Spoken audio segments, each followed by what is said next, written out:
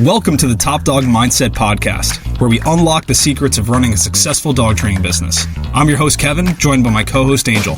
Together, we bring you expert insights, inspiring stories, and practical tips. Whether you're a seasoned pro or just starting out, we're here to provide you with the necessary information to build a thriving dog training company. So relax, join us with a cup of coffee as we explore the Top Dog Mindset Podcast. All right, welcome in everybody to another episode of the Top Dog Mindset Podcast. Kevin and Angel here, and we have another episode we're going to be talking about hiring because Angel just had an interesting interaction with one of our clients, and we figured that this could be kind of just a good segue into just a couple different topics here. So Angel, why don't you kind of pick it up and just let everybody know about the conversation you had and kind of what your thoughts were on it?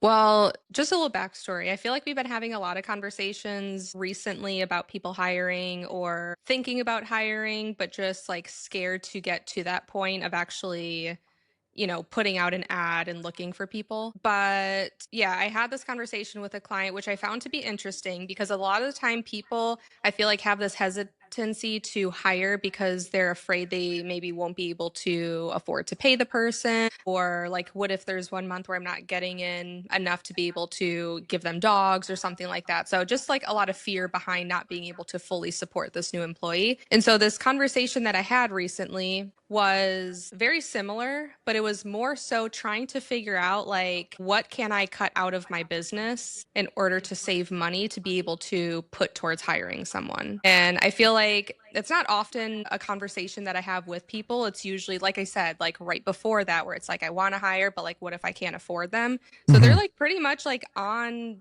like right there, like ready to pull the plug on hiring someone. But then it's like, in order to be able to support this employee, where can I, like I said, like cut back on costs in my businesses, or like, how can I, like, should I stop this one service in order to save money, or should I stop doing this, or whatever it is. And in my opinion, I think that's still very much fear-based because you're thinking so much of like the now, like how can I afford someone with the income that I have now, versus thinking of it in like, okay, for the next like month or so, or however long that you have this employee, you're going to be able to take on X amount more dogs than what you normally would, or this person is going to be able to start answering the phone, meaning you're not going to be doing that, and you're going to be able to train 1 or 2 extra dogs or take on 1 or 2 extra private lesson clients. That's automatically growing your revenue. So you're getting to the point of feeling more comfortable with being able to financially support this person. But I just found it to be interesting because, again, it was all something that I think is fear-based, but I just saw it in a different light versus, like I said, most people are like, I want to hire, but essentially I'm not going to because I'm scared I won't be able to afford them. It was just worded a little bit differently. For sure. Yeah. I think it's very tempting when you're running a business to try and cut costs and operate your business from the expense side of it and just think about like how much money is going out and not necessarily think about just the return on investment that you consistently are getting, And this is why, entrepreneurs talk about eating ramen noodles and, hot dogs and stuff like that when they're starting a company and living in, less than ideal conditions and not just trying to be as profitable as possible, Like that's the thing is a lot of times people have, it's easy to develop, I should say, because I've been here myself, and it's something I think you need to resist, is having a W-2 style mindset when you're the owner of a business. So what I mean by that is like when you work for a company, you have this expectation that I'm going to receive a paycheck and that's my money and I get to kind of decide what I want to do with that. But when you're running a business, you almost kind of need to look at it like, what is the minimal amount of money that I should pull out of this business every single month to be able to pay for what I need? And I know that's difficult when, you're a parent or you have a pre-existing mortgage that's due and stuff like that.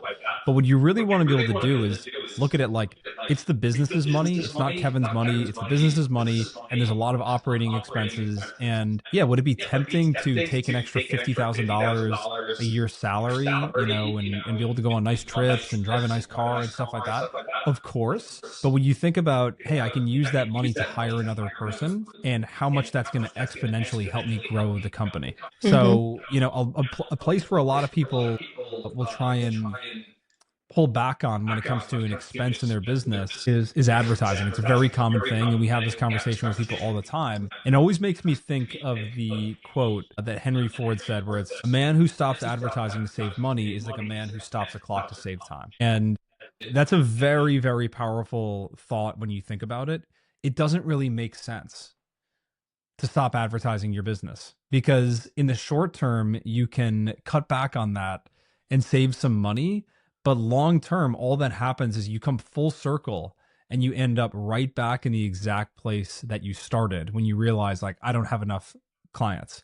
So you stop advertising, say you hire somebody or you take more money out of the business for yourself, and then all of a sudden, 30, 60, 90 days later you're like, I need more business, and then it's a big rush to kind of get back there, so to speak. Yeah, yeah, exactly. And this is exactly why I always talk to people about making like a smaller hire first, or at least starting them in, let's say, for example, like if someone is wanting to hire a trainer, starting them in like a kennel tech position, Mm-hmm.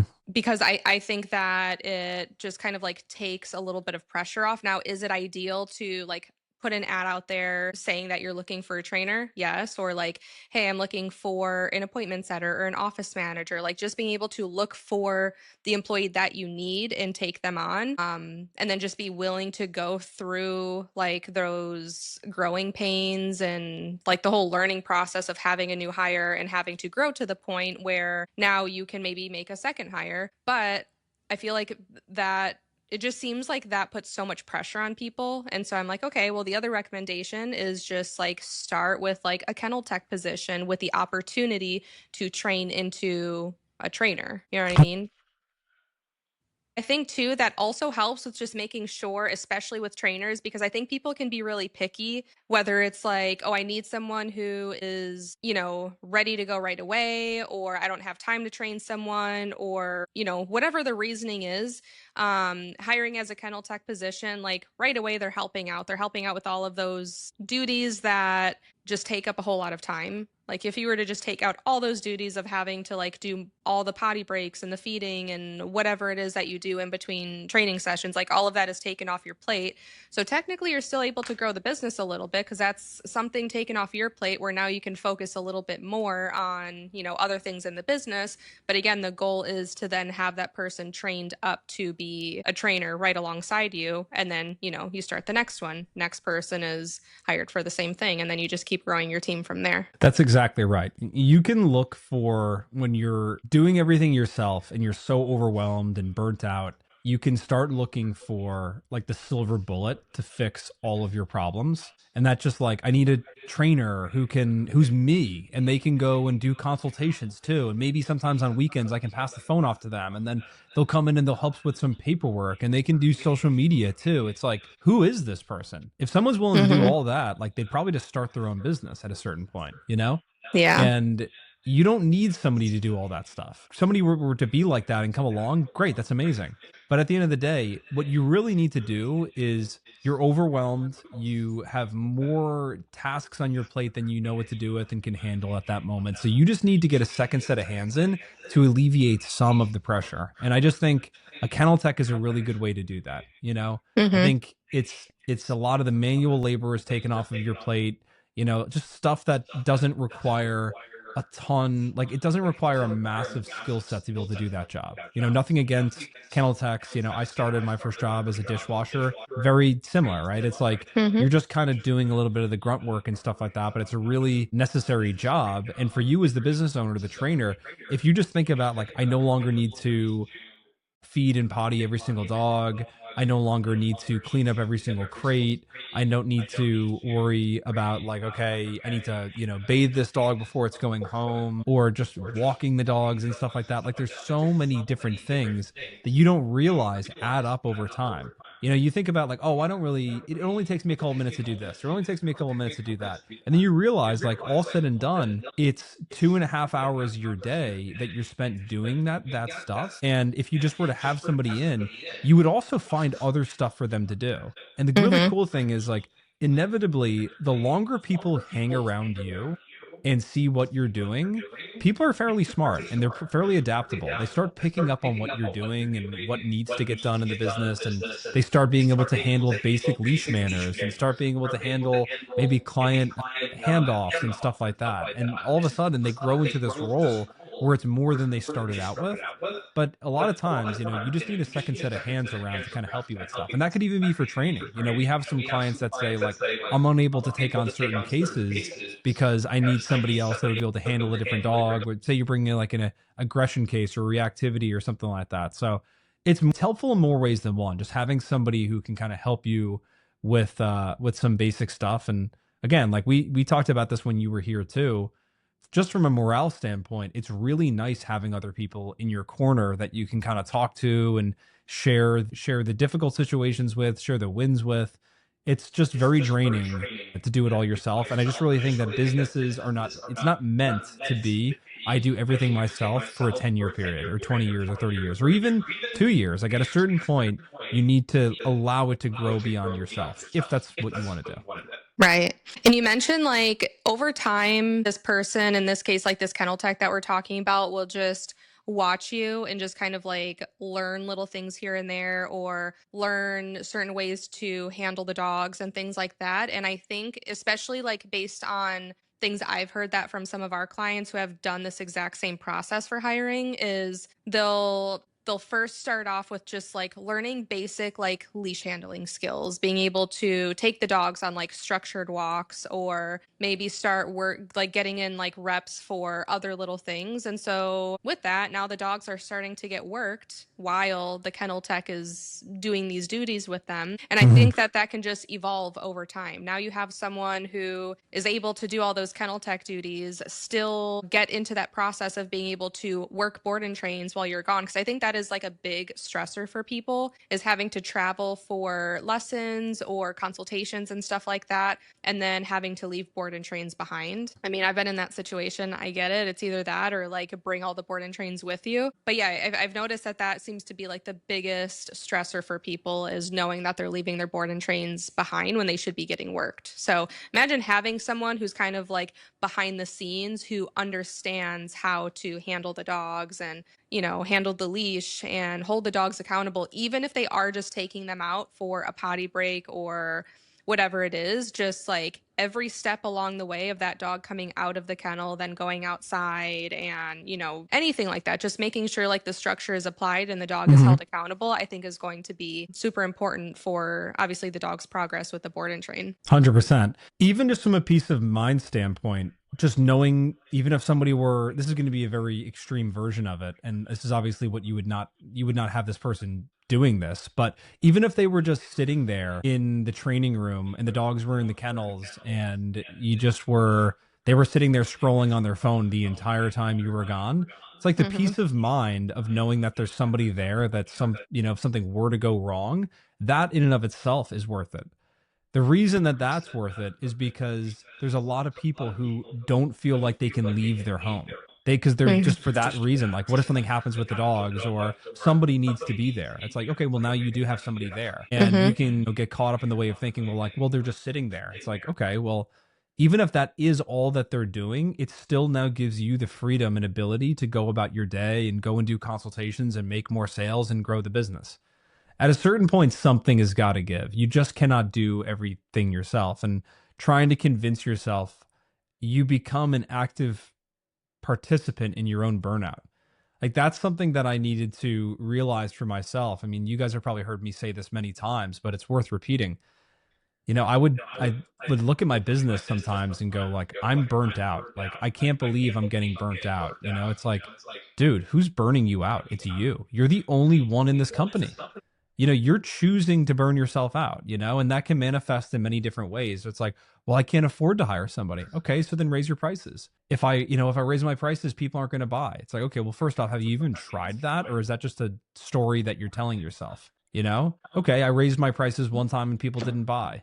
Well, you probably need to get better at selling high ticket programs. There's a lot of different things that like factor into this, but I think the main thing that really needs to be understood here that, was a really hard lesson for me to learn is you are fully in control of your business and your life, you know? It's like me being like waking up one day, 6 months ago and being 30 pounds heavier and being like, what happened? You know, somebody made me fat. You know what I mean? It's like, dude, you did this, like this was your decision making over the last couple of years that led to this. Yeah. So as soon as you just accept that stuff, it's actually a very freeing thing. Hmm. Instead of like it doesn't even be like a shameful or embarrassing thing. It's just kind of like, let me take the bull by the horns and make a change here. And the last thing I'll say about this is anxiety is cured by one thing alone. Burnout is cured by one thing alone, and that is taking action and making a change. Hmm. Until you do that, you're going to continue to feel burnt out. But it's amazing. I feel this all the time whenever I'm feeling like overwhelmed or anxious about something, and I just take that first step to go and do something miraculously. Like now, all of a sudden, I can take a deep breath and I feel better, and I just don't feel as stressed about it. So, as soon as you start moving in some sort of direction, human beings just don't like stagnation. We don't like to like stay still. That doesn't really Yeah. exist. Like you're either progressing or you're moving backwards. Even though it feels like, hey, at one point I could take on this many board and trains comfortably. Well, now you can't. Now your mind and body and soul are telling you like you can't do that. It's making you feel like very unfulfilled. It's making you feel unhappy. And so you are actually moving backwards. You're not staying in the same situation. Maybe like from a workload perspective and financially, but again, like from your mind, body, spirit perspective, like you are moving backwards. And so you need to try and move forwards. And the only way you're going to be able to do that is by getting some sort of help and taking a lot of that pressure off yourself. Yeah. And I think something that would help with being able to realize that you need to take action, because this is something that I do for myself. Haven't done it forever, but I've been more like mindful about it and just intentional about having these thoughts every day, is just thinking to yourself, what can I do tomorrow to make it a little bit better than today? And I think Yeah. that would be really helpful to do on a personal level and just as a business owner. Because as a business owner, when you think about how did the day go in terms of work, were you stressed out? Were you overwhelmed? Are you feeling yourself on the verge of burnout? And when you ask yourself, what can I do tomorrow to make it a little bit better? Ideally, I would hire someone, because that's going to make it all better. And so if you're having those thoughts every single day, I think you're going to start to see a pattern and see what you actually need to take action on. That's right. Yeah. It can be like something super simple. Like I said, even on a personal level, it doesn't have to be something like super deep and philosophical. Like sometimes I'll think to myself, what can I do tomorrow to make it a little bit better today? Maybe tomorrow I can actually wake up to my alarm and not press snooze.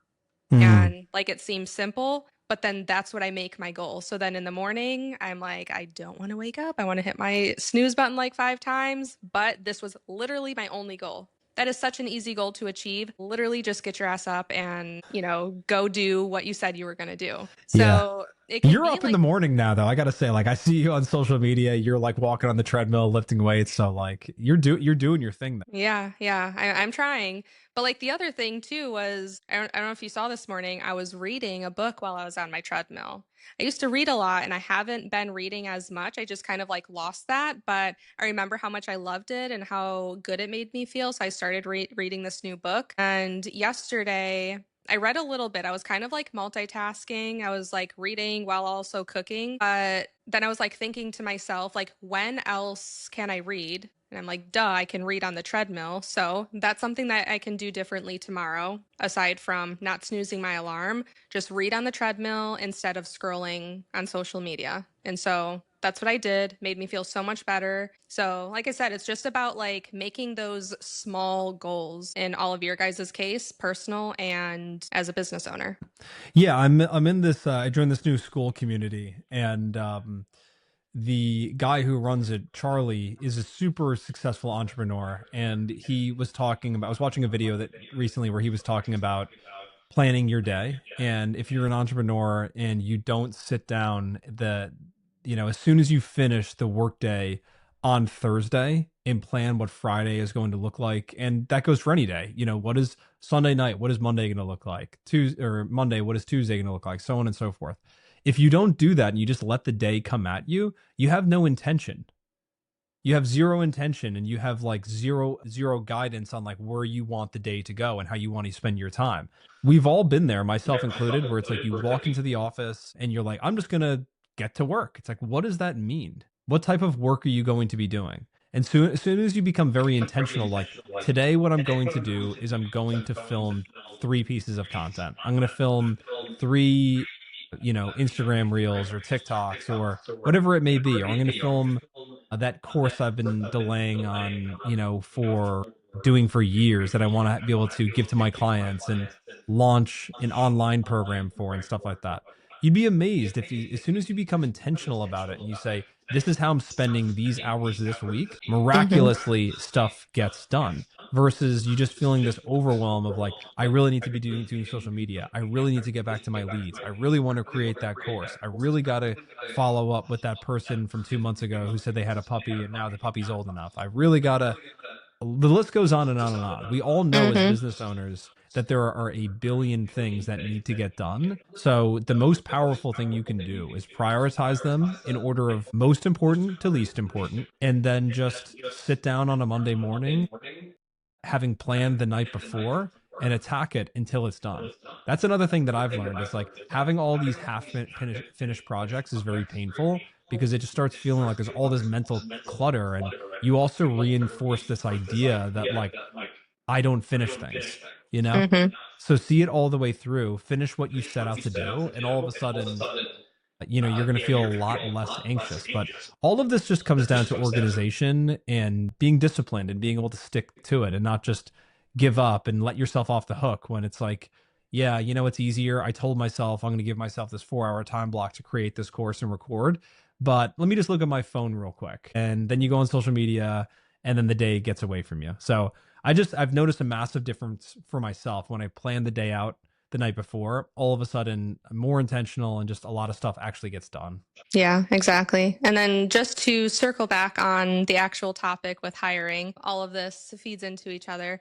But yeah, I mean, if you are like constantly telling yourself, I need help, or you're constantly telling yourself, hey, I need to hire someone, or maybe just stuck in a position where like you feel like extra help would be necessary, but you're not exactly sure where to help or where someone would be beneficial in your business. I think a good idea for that too is, like you said, like listing everything out based on priority Hmm. and see like where you think the best hire would be, whether it is like, are you feeling like the most burnt out with driving around to lessons? Because if you Hmm. are, hiring a trainer specifically to maybe do ride-alongs with you first and then eventually be on their own to strictly do private lessons is going to be the best option for you. Hmm. Or are you just like constantly stressed about the board and trains back home or back at your facility just being left behind? Yeah. Then maybe a kennel tech while, they're kind of like taking care of the things there, like holding down the fort while you're out traveling with clients, or someone who can stay there and actually train the board and trains. So yeah, just like listing out things that are like the biggest holdup for you right now, the things that you feel are causing the most like stress and burnout, and just kind of like figure it out from there. Where do you think the best hire would be in your business? 100%. And there's a system to do this. It's called the theory of constraints. And if you're struggling at all of like where to go next, what you should do is just Google that. Look up theory of constraint and there's a ton of different like charts and materials that you can read on it and stuff like that. But Mm-hmm. basically what it helps you do is just identify like what is the weakest link here? Like what is causing things to be really difficult and feel like there's a ton of friction here and how can I spend my time or who can I hire or what system can I get in place to just alleviate a lot of this pressure. So I Mm-hmm. highly recommend, I'll revisit that from time to time when I'm thinking and feeling a little bit like overwhelmed in the business and we feel like, okay, all of a sudden we've hit this point of real uncomfortability. It's always good to go back to that because you can solve one problem and all of a sudden you're like, okay, now I'm cruising and things are getting better, and now I'm focusing on the next part of this theory of like, okay, now it's talking about, I used to have a real hard time with sales, and now all of a sudden I have somebody in place helping with that. But all of a sudden, you start, signing on a lot of clients, and now all of a sudden the problem becomes the fulfillment is the bottleneck. And then you get really good at that and hire trainers, and all of a sudden that's solved. Then all of a sudden you've ramped up your marketing, and we're not closing as well anymore because there's so many leads coming in, and you need to revisit the first point that you thought you fixed a year ago. So it's kind of like an ever evolving process. It's just a really good thing to be able to kind of like reference and see exactly where you're at. But I just, if anybody is listening to this, I think the main takeaway from this is you started out talking about like fear is the main reason for a lot of people. I think that's the most true thing in the world. Fear is usually the main reason that people don't do most things in life. Mm-hmm. And you talk to a lot of business owners and they say things like, oh, it's just going to be more of a headache to have to hire somebody, or they can't do it like me, or, the money and stuff like that. But I just always think like, I think about Top Dog Advertising and what it would be like to try and run it without the people that we have on our team now. And I think it would be an actual impossibility. I wouldn't want to do it without them anyway. And so I just think that for everyone who's listening to this, you find somebody who's good and you find somebody who can help you. And it's a game changer in many more ways than just making your business better. Your life Mm-hmm. gets a lot easier. And what is all this for? To work your butt off and deal with all these problems and have all these headaches in your business if you're not going to at least, try and enjoy it on some level. It's like doesn't need to be that hard. You don't need to torture yourself with this. So we can wrap it up there because I know, Angel, you have something you got to get off to in a Christmas extravaganza today. So we'll end here for the day. But as always, we appreciate you guys listening to this and supporting us. And don't forget to like and tell a friend about us if you feel like there's someone that could benefit from listening to these videos. And we will see you guys all very soon in the next one. See you guys. Bye, guys.